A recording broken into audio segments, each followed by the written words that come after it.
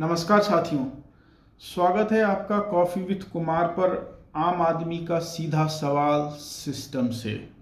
दोस्तों, आज की स्टोरी काफ़ी ही मज़ेदार है।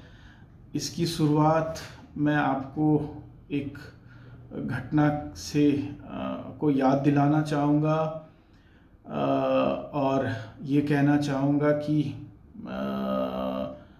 उस घटना के बाद आज जो है वो पूरे बिहार वासी जो हैं, बिहार सरकार और प्रशासन के शुक्रगुजार हैं जिन्होंने अब तक नहीं बोला है कि इनकी सड़क को चूहा गटक गया। जी हाँ, अटपटा सा लगा। दोस्तों, ये पहले एक बिहार में एक घटना हुई थी जहाँ पर थाने में अवैध रूप से जब्त शराबबंदी के बाद जो शराब जब्त हुई थी उसको चंद चूहे मिलकर गटक गए। जी हाँ, चंद चूहे मिलकर हजारों लीटर शराब गटक गए थे। चूहे शराबी हैं।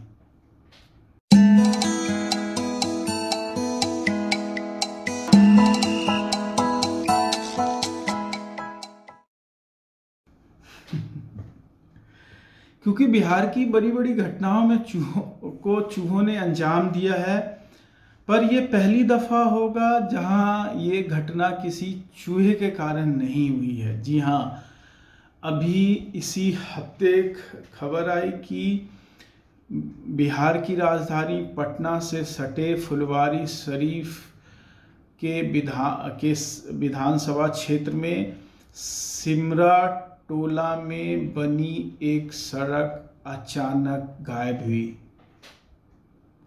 कुछ यूं समझ लीजिए कि जब वहाँ के गांव के जो लोग थे, जब शाम में सोने को गए तो वो सड़क वहाँ पे मौजूद थी, और जब सुबह उठे तो उनको वो सड़क गायब मिली। जी हाँ, वो सड़क गायब मिली। कॉफ़ी विद कुमार इन तस्वीर के माध्यम से आपको दिखाना चाहता है।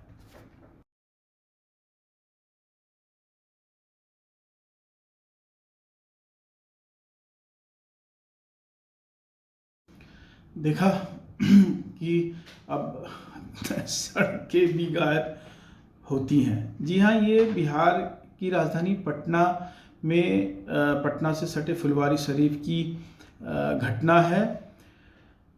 सड़क को अपनी जगह से गायब देखकर आसपास की जो आम जनता है वो परेशान हुई, क्योंकि ये ईंट से बनी हुई सड़क थी और ये जो है हमारा जो सिस्टम है वो आम आदमी या बोल लीजिए गाँव में रहने वाले आम इंसान के लिए बनाती है। ये किसी अमीर लोगों के लिए नहीं बनाई जाती है, और एकमात्र सड़क होने के कारण उनके आवागमन में परेशानी हो रही थी। तो उन्होंने इस मामले को अपने पंचायत के मुखिया और विधायक तक पहुंचाई। जब सारे जने बीडीओ साहब के साथ मौके पर पहुंचे तो सड़क को गायब देखकर काफ़ी हैरान हुए। वहाँ की पंचायत ने ये सड़क बनाई थी, मुखिया के योगदान से बना था, और ईंट की मतलब सोलिंग करके ये सड़क बनाई गई थी। और एक दिन जब लोगों ने देखा कि अचानक से सड़कों पर से एक एक करके वो ईंट की सारी जो है सोलिंग या कहिए ईंट गायब हो गई। और इस गायब होने का आरोप उसी क्षेत्र के एक दबंग या बोल लीजिए खास इंसान पे लगी। खास इंसान आम इंसान के ईंट को गटक गया। कुछ लोगों का, वहाँ लोकल लोगों का कहना है कि रात के समय वो ईंट को कोई अपनी ट्रैक्टर पर लेकर जा रहा था, और क्योंकि वो खास थे तो वो आम इंसान उसका कुछ नहीं कर पाए। तो परेशान होकर ये आम इंसान जो है वो अपने मुखिया के पास पहुँचे, क्योंकि इसी मुखिया साहब ने अपने फंड से ये सड़क बनाई थी, और मुखिया ने अपने क्षेत्र के विधायक और बीडीओ तक ये खबर पहुंचाई। सारे जने मौकाए वार मतलब उस जगह पर पहुंचे जहां पे ये घटना घटी, और बीडीओ साहब ने जो है वो जांच की इस घटना की। तो पता चला कि उसके पास में एक कोई 4 लेन नई सड़क बन रही है, जिसका कुछ हिस्सा मतलब इस सड़क पर आ रहा था।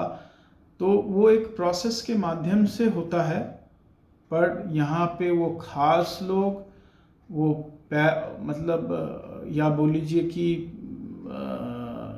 खास वर्ग के लोग, दबंग जो हैं, वो पहले ही वो ईंट को उखाड़कर बिना किसी को सूचित किए हुए ही लेकर चले गए। उन्होंने उम्मीद किया था कि 1-2 दिन में खुदाई का काम शुरू हो जाएगा, पर ऐसा हुआ नहीं, और इससे उस क्षेत्र की आम इंसान को काफ़ी मुसीबत का सामना करना पड़ा। मुखिया ने हालांकि ये आश्वासन जरूर दिया है कि जो उखाड़ी गई ईंट है उसको फिर से बिछा दिया जाएगा, लेकिन जो उस इलाके का एक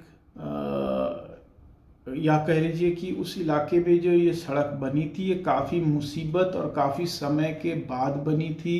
तो वहाँ के आम इंसान काफ़ी चिंतित हैं कि ये सड़क दोबारा कब बनेगी। तो कॉफ़ी विद कुमार पर जो है आम आदमी आज सीधा सवाल सिस्टम पे कर रहा है कि कैसे सिस्टम का लचरपन आम आदमी की सुविधा को छीन लेता है, और हर बार क्यों आम आदमी ही ठगा हुआ महसूस करता है। दोस्तों, इस पूरी स्टोरी के बाद जो मुझे समझ में आई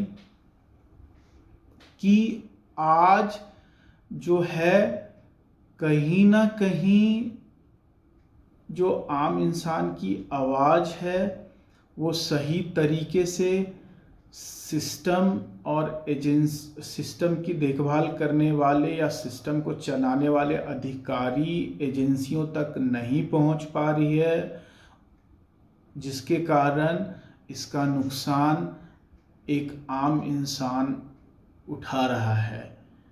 तो आम इंसान सिस्टम से पूछ रहा है कि आखिर कब तक। तो मैं इसी सवाल के साथ छोड़े जा रहा हूं, आखिर कब तक। जवाब सोचिएगा, अगर आपको कुछ समझ में आए तो अपने विचार को कमेंट बॉक्स में ज़रूर लिखिएगा। ज़रूरत पड़ी तो मैं उस सुझाव को संबंधित विभाग तक ज़रूर पहुंचाने की कोशिश करूंगा। धन्यवाद।